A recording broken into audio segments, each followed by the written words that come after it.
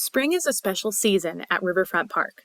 Between March and May, the site is transformed from the browns and grays of winter to a lush green. Part of the change is caused by a diverse assemblage of small plants called vernal herbs that grow and flower quickly while the woody plants remain dormant.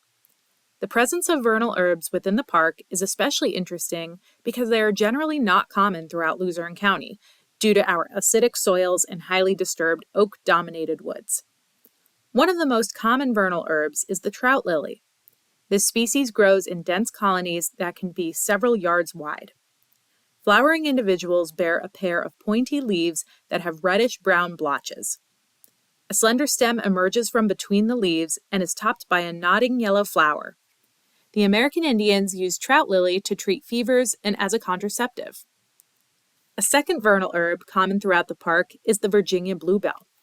These plants have erect, 2-foot-tall stems that bear hairless leaves. The top of the stem produces clusters of blue, trumpet-shaped flowers. Less obvious is a delicate, low-growing herb called spring beauty. This plant consists of a slender stem that bears a single pair of narrow leaves. The top of the stem bears 1-inch wide flower that have 5 white petals streaked by tiny red veins. While these herbs are undoubtedly attractive, you should resist the urge to pick them because widespread removal would hasten their demise within the park. So please leave them for others to enjoy. Summer herbs of Riverfront Park. Riverfront Park has a rich array of herbs that mature during the summer. Many are native species that are important components of the park's flora. 2 are especially noteworthy to park visitors: jewelweed and stinging nettle. Jewelweed is an attractive herb that grows to a height of 3 to 4 feet by mid to late summer.